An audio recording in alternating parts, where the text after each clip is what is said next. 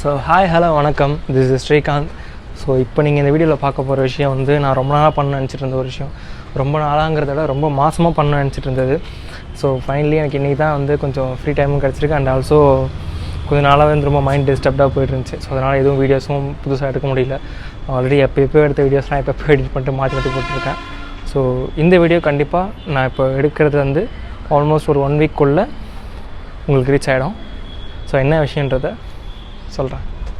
So ஒரு சராசரியாக ஒரு மனுஷனுக்கு தேவைப்படுற ஒரு 3 விஷயம்னு பார்த்தா தங்குறதுக்கு இடமும், சாப்பிட்றதுக்கு உணவும், போட்டுக்கிறதுக்கு உடையும் மட்டும்தான். ஸோ அதில் நம்மளாம் முடிஞ்சது. ஸோ என்கிட்ட ஆல்ரெடி இருந்த ரைஸ் பேக்ஸ்லாம் வச்சு ஒரு 15 பேக்கெட் வர மாதிரி கொஞ்சம் பிரித்து பேக் பண்ணி வச்சுருக்கேன். அது இல்லாமல் இன்னும் கொஞ்சம் கூட ரைஸ் இருக்குது, இதை பேக் பண்ணி வேலை இருக்குது. எல்லாத்தையும் பேக் பண்ணி முடிச்சுட்டு ஸோ நம்ம வீட்டிலேருந்து வண்டி எடுத்துகிட்டு கிளம்பியாச்சு. ஸோ போகிற வேலை எப்படி பேச போகிறோம், எப்படி அப்ரோச் பண்ண போகிறோன்ற தெரியாத ஒரு பயத்திலே போயிட்டு இருந்தேன். நாங்கள் போய் பார்த்ததுக்கப்புறம் தான் இவங்களுக்கு தங்குறதுக்கு சரியான ஒரு இடம் இல்லாமல் பிரிட்ஜு கீழே தங்கிட்டு இருக்காங்க. அண்ட் அந்த இடத்துல அவங்க தங்கிட்டு இருக்க இடத்துலையுமே கூட கார்லாம் பார்க் பண்ணி வச்சுட்டு இப்போ அவங்க தூங்கத்துக்கு இடம்லாம் அலைஞ்சிட்டு இருந்தாங்க. நான் அங்கே சாப்பாடை கொண்டு போனதுக்கப்புறம் எடுத்துக்கோங்க தம்பி பொறுமையாக எடுத்துக்கோ. அரிசி வேஸ்ட் ஆகுதுடா. ஸோ ஒரு ஃபேமிலியாக பார்த்து குழந்தைங்க இருக்க மாதிரி பிரித்து கொடுக்கணும்னு பார்த்தா அங்கே இருக்க சின்ன பசங்களையும் வந்து எல்லாமே பிரித்து கிட்டத்தட்ட கொஞ்சம் ரைஸும் பசங்க கொஞ்சம் கீழே கொடுத்தாங்க. ஸோ இவ்வளோ வேகமாக வந்து அடித்து எடுத்துகிட்டு போகிற அளவுக்கு இப்படி இருக்காங்கன்னா அது காரணம் நம்ம எல்லாருமே தான் ஒரு கில்ட் ஃபீல் வர ஆரம்பிச்சிச்சு. ஏன்னா தேவைப்படுறவங்களுக்கு கிடைக்கணும்னு தான் எல்லாமே நம்ம கவர்மெண்ட் பண்ணிட்டு இருக்காங்க. ஆனால் தேவைப்படுறவங்களுக்கு போய் சேராமல் எல்லாம் இருக்கிறவங்களுக்கு தான் போய் சேருது. இதோ இன்றைக்கி நம்மளால் முடிஞ்சது ஒரு 10-15 குடும்பம் சாப்பிட்ருக்காங்கன்ற மன திருப்தியில் கிளம்புறேன். நான் கொடுக்க நினச்சது வந்து ஒரு மாதிரி, பட் ஆனால் இங்கே நடந்த நிலைமை வேறு. ஆல்மோஸ்ட் வந்து ஒரு 15-20 பேக்கெட் கிட்டே வந்து ஒவ்வொரு பேக்கெட்லேயும் ஒரு 1.5 to 2 kg ரைஸ் இருக்க மாதிரி ஸோ எல்லாத்தையும் கொடுக்கணும் அப்படின்ற ஒரு பிளான் போட்டிருக்காங்க.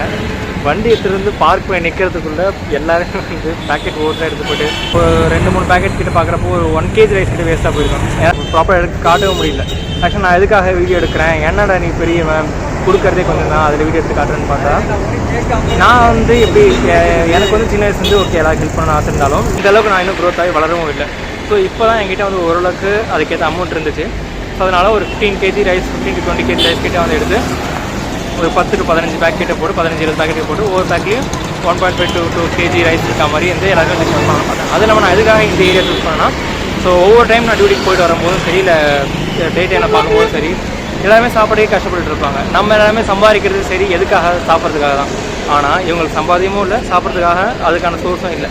அதனால தான் சரி இவங்களுக்கு நான் கொடுக்குன்ற ஒரு ஐடியா வந்து ஹெல்ப் பண்ண வந்தது. So I am happy. ஏன்னா முடிஞ்ச அளவுக்கு ஒரு 15 கிலோ ரைஸ்னால என்ன ஒரு 30 பேர்கிட்ட சாப்பிடுவாங்களா, 30 பேர் 35 பேர், அது போதும் இல்லை. நாடு எவ்வளோ மாறினாலும் இது மட்டும் மாறல, எல்லாம் மாறணும், சீக்கிரம் மாறலாம், மாறணும்.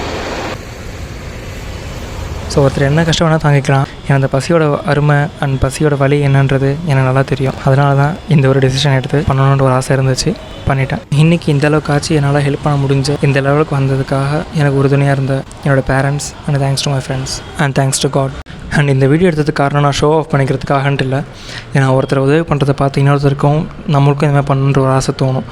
அதுக்காக மட்டுமே தான் இது. ஸோ உங்களால் முடிஞ்ச உதவியை உங்களுக்கு பக்கத்தில் இருக்கவங்களுக்கு பண்ணுறதுக்கு பாருங்கள்.